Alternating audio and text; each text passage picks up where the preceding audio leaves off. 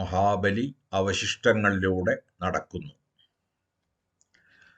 ആരുടെ ശിരസ്സുദിച്ചുയരുന്നു സഹ്യനിൽ, ആരുടെ പ്രിയച്ഛായ പേരാറിൽ വീഴുന്നു, ആരുടെ കുളിർശ്വാസമുലയുന്നു തെങ്ങുകളിൽ, ആരുടെ ചവിട്ടടികൾ ചൂടിയൻ മണ്ണിന്റെ രോമകൂപങ്ങളിൽ മുക്കൂറ്റി വിരിയുന്നു, ആരുടെ ദയാനീലമിഴികൾ നെല്ലിപ്പൂക്കളാകുന്നു വയലുകളിൽ, ആറുമാസക്കുലകൾ ആരുടെ ബലിച്ചോരയേറ്റി തുടുക്കുന്നു.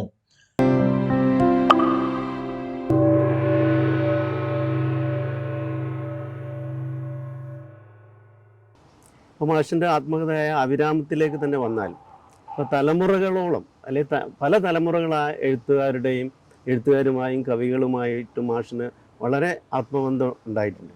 അപ്പോൾ അവരുമായിട്ടുള്ള ബന്ധങ്ങളും എല്ലാം ഈ ആത്മകഥയിൽ വരും അല്ലേ? അവരുമായിട്ടുള്ള സൂചനകളുണ്ട്. അത് കാരണം അല്ലെങ്കിൽ ഓരോരുത്തർക്കും എനിക്ക് ഓരോ അധ്യായം വേണ്ടി അത്രയൊന്നും എനിക്ക് വയ്യ. ഞാനിത് എഴുതുന്നതിന് പ്രേരണകളെ കുറിച്ച് ചോദിച്ചപ്പോൾ ഞാൻ വലിയ രോഗങ്ങളിൽ കൂടി കടന്നുപോയൊരു കാലത്ത് കൂടിയാണ് ഈ ഒരു ആലോചന വന്നത്. ഞാൻ പറഞ്ഞ പ്രേരണകളെല്ലാം നിലനിൽക്കെ തന്നെ ഇനി ഞാൻ എത്ര കാലം ഉണ്ടാവും എന്നൊക്കെയുള്ള ആലോചന ഉണ്ടാവുന്ന ഒരു കാലത്ത്, ഈ ആലോചന പണ്ടുണ്ടായിട്ട് ആസന്നമരണ എഴുതുന്ന 23-ാമത്തെ വയസ്സിലാണ്. പക്ഷേ ഇപ്പോൾ അതൊരു ഭൗതിക യാഥാർത്ഥ്യം എന്നുള്ള നിലയ്ക്ക് എനിക്ക് അനുഭവിക്കേണ്ടി വന്നു. പൂർണ്ണമായിട്ട് കിടപ്പിലാവുക, അത് വലിയ ഒരു മസ്തിഷ്ക രോഗം ബാധിച്ച് കിടപ്പിലാവുക, അത് കഴിഞ്ഞ് വീണ്ടും ഒരു നാഡീ സംബന്ധമായ രോഗം വരിക, അത് കഴിഞ്ഞ് ന്യൂമോണിയ വരിക. ഈ കഴിഞ്ഞ ഒറ്റ വർഷത്തിൽ ഞാൻ അനുഭവിച്ചതാണ് ഈ 3 രോഗങ്ങളും. ആ സമയത്തിൻ്റെ ഒരു പ്രേരണ കൂടി എവിടെയോ ഇതിൽ പ്രവർത്തിച്ചിട്ടുണ്ട്. പറയാനുള്ളത് പറയേണ്ട സമയമായി. ഇതൊക്കെ ഒന്ന് പറഞ്ഞിട്ട് പോകണം.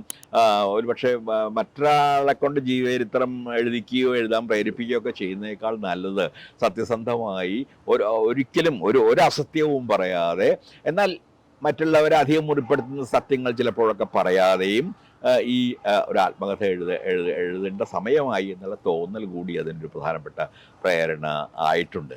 നമ്മൾ ചോദ്യത്തിൽ നിന്ന് അകന്നു തോന്നും. ചോദ്യം എന്താണെന്ന് പറയാം. നമ്മളെ പ്രത്യേകിച്ച് ആരെങ്കിലുമായുള്ള ആത്മബന്ധങ്ങളൊക്കെ ഇതിൽ എടുത്തു പറയുന്നുണ്ട്. ഞാൻ എൻ്റെ മെൻറ്റേഴ്സ് എന്ന് പറയുന്ന തരത്തിൽ കാണുന്നത്. അതായത് എല്ലാ എഴുത്തുകാർക്കും അവരുടെ ഗുരുക്കൾ എന്ന് ഞാൻ ആ വാക്ക് ഉപയോഗിക്കില്ല, എങ്കിലും ഏതെങ്കിലും തരത്തിൽ അവരുടെ എഴുത്തിനെ പ്രോത്സാഹിപ്പിച്ച കുറേ ആളുകളുണ്ടാവും. അങ്ങനെയുള്ള ചില ആളുകളെ പറ്റി ഞാൻ അതിൽ പറയുന്നുണ്ട്. ഞാൻ പ്രധാനമായിട്ട് പറയുന്നത് 3 പേരുടെ കാര്യമാണ്. അവരെ വിശദീകരിച്ചിട്ടില്ലെങ്കിൽ പോലും. ഒന്ന് അയ്യപ്പ പണിക്കരാണ്. എൻ്റെ കവിത ആദ്യം കണ്ടെത്തുകയും പ്രോത്സാഹിപ്പിക്കുകയും അത് പ്രസിദ്ധീകരിക്കാനുള്ള സ്വന്തം മാസികയിൽ, കേരള കവിത എന്ന മാസിക പ്രസിദ്ധീകരിക്കാനുള്ള മുൻകൈ എടുക്കുകയും നിരന്തരമായി ഒട്ടും എന്നെ പ്രോത്സാഹിപ്പിക്കുന്നതൊന്നും തോന്നിക്കാതെ നിരന്തരമായി എന്നെ എഴുതാൻ പ്രേരിപ്പിക്കുകയൊക്കെ ചെയ്തുകൊണ്ടിരുന്ന ഒരാൾ അയ്യപ്പ പണിക്കരായിരുന്നു. തിരുവനന്തപുരത്തിരുന്ന് സംസാരിക്കുമ്പോൾ ആ ഓർമ്മ പ്രത്യേകിച്ചും പ്രസക്തവും സജീവവുമാണെന്ന് എനിക്ക് തോന്നുന്നു. മറ്റൊരാൾ UR അനന്തമൂർത്തിയായിരുന്നു. ഞാൻ കേന്ദ്ര അക്കാദമിയിൽ സെക്രട്ടറി ആയിരുന്നപ്പോൾ അതിൻ്റെ പ്രസിഡൻ്റായിരുന്ന, കുറക്കാലം പ്രസിഡൻ്റായി, പിന്നെ വേറെ ആളുകൾ വന്നു. അനന്തമൂർത്തിയാണ്. അനന്തമൂർത്തിയിൽ നിന്നും ഇതുപോലെ തന്നെ വളരെ പരോക്ഷമായ രീതിയിലുള്ള പ്രേരണകൾ, ഏത് രീതിയിൽ ആണ് ഇനി എഴുത്ത് മുന്നേറേണ്ടത് എന്നതിനെക്കുറിച്ചുള്ള ചില അവ്യക്ത ദർശനങ്ങൾ അതൊക്കെ എനിക്ക് കിട്ടിയിട്ടുണ്ട്.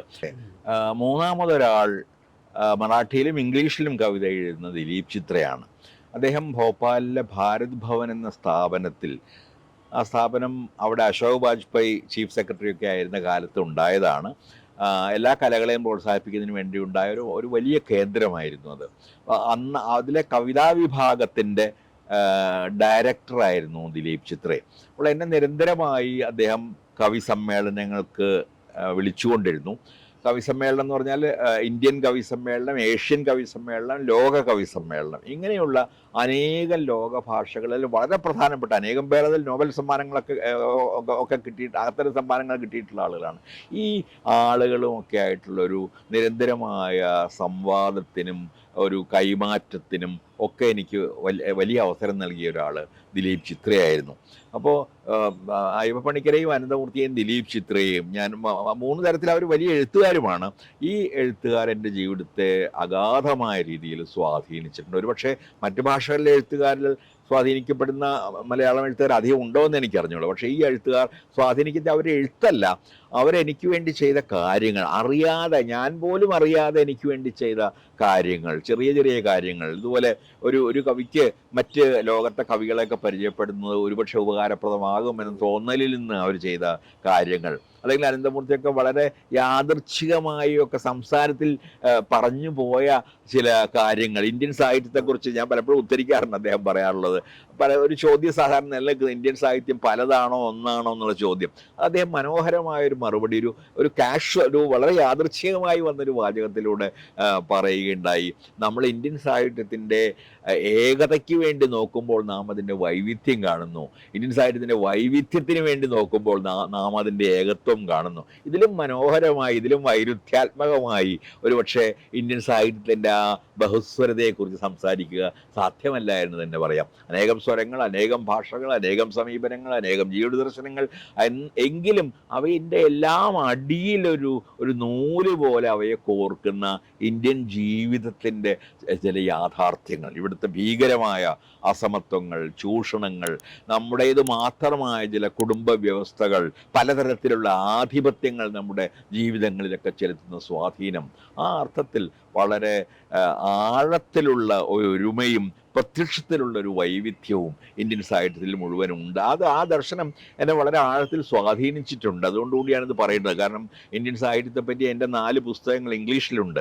ഇംഗ്ലീഷിൽ തന്നെ എഴുതി, ഇംഗ്ലീഷിൽ തന്നെ പ്രസിദ്ധീകരിച്ച പുസ്തകങ്ങളാണ്. അപ്പോൾ അവയുടെയൊക്കെ അടിയിലുള്ളൊരു കാഴ്ചപ്പാട് ഏതാണ്ട് ഇതാണ്. നമ്മുടെ ഈ പ്ലൂരാലിറ്റി അല്ലെങ്കിൽ ഈ നാനാത്വവും അതേസമയത്ത് അവയെല്ലാം കോർത്തിണക്കുന്ന എന്തോ ഒരു ഏകത്വവും. അതുകൊണ്ടാണ് നമുക്കൊരു ചന്ദ്രശേഖര കമ്പാറിൻ്റെ ഒരു കന്നഡ നോവൽ, അല്ലെങ്കിൽ അനന്തമൂർത്തിയുടെ തന്നെ ഒരു കന്നഡ നോവൽ വായിക്കുമ്പോഴും, അല്ലെങ്കിൽ ഹിന്ദിയിലുള്ള ഇപ്പോൾ നിർമ്മൽ വർമ്മയെ പോലുള്ള ഒരു നോവൽ, അല്ലെങ്കിൽ അതിനും പഴയ കാലത്താണെങ്കിൽ പ്രേംചന്ദിനെ പോലുള്ള ആളുകളുടെ നോവൽ വായിക്കുമ്പോഴും ഒക്കെ നമുക്ക് അവയുമായിട്ട് താതാത്മ്യം പ്രാപിക്കാൻ കഴിയുന്നത് ഈ തരത്തിൽ ഇന്ത്യൻ ജീവിതത്തിൻ്റെതായ എന്തൊക്കെയോ മൂലകങ്ങൾ അവരുടെ ഭാഷയ്ക്കും ഭാവനയ്ക്കും അടിയിൽ പ്രവർത്തിക്കുന്നുണ്ട് എന്നത്.